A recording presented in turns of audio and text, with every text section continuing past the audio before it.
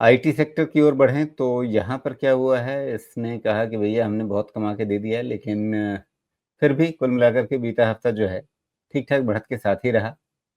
तो आपको जो शुक्रवार की कैंडल है, वो थोड़ी-सी हल्की दिख रही है, लेकिन कुल मिलाकर के पूरा हफ्ता जो है, वो अच्छा रहा है। तो अब यहाँ से आगे क्या? आगे भी ठीक रहेगा राजीव जी। स्लो मूवर रहेगा लेकिन स्टेडी मूवर रहेगा। 2 चीज़ें काम कर रही हैं, एआई वाली चीज़ तो समझा दिया है, दूसरी चीज़ ये काम कर रही है कि ट्रम्प सर आएँगे तो बहुत सारा नया प्रोजेक्ट्स आईटी का शुरू होगा यूएस में और उसकी सर्विस करेंगी भारतीय कंपनीज़ हाँ, और लेकिन इसके कारण से वीज़ा की फ़ीस भी बढ़ा देंगे हाँ, और वीज़ा की बोलेंगे फ़ीस कि भी अब बढ़ा देंगे। ज़्यादा वीज़ा देंगे नहीं। सब देंगे राजीव जी, ऐसा कुछ नहीं होगा। सब देंगे, आपको काम करने के लिए लोग चाहिए ही चाहिए। नैरेटिव्स अलग होते हैं, ग्राउंड पे काम अलग होता है। नैरेटिव्स ये होते हैं कि भाई give me the best bargain, बाकी ग्राउंड पे काम होता है। अगर आप बेस्ट बार्गेन नहीं माँगेंगे ना, तो सब सिर पे चढ़ जाएँगे ना। तो ये बहुत ही मतलब उनके बिज़नेसमैन एक्यूमेन का कोई मेज़रमेंट नहीं हो सकता, वो लेवल है उनका।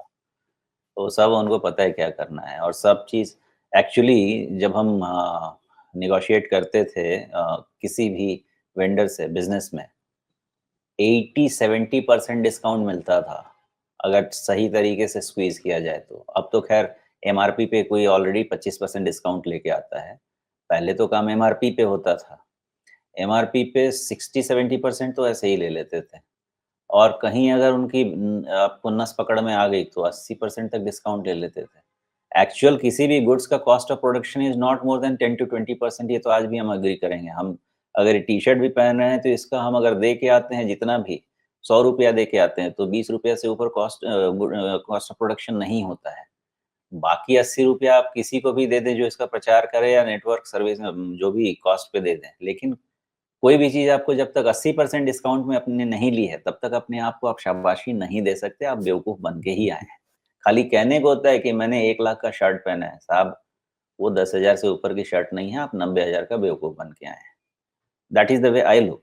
तो वही करते हैं ट्रम्प और कुछ नहीं करते हैं। हमारे इसी का फ़ायदा मिलेगा हमारे आईटी कंपनीज़ को मेबी 47-48,000 की तरफ बढ़े ये इंडेक्स और फिर वहाँ पे इसको हम फिर से व्यू लेंगे।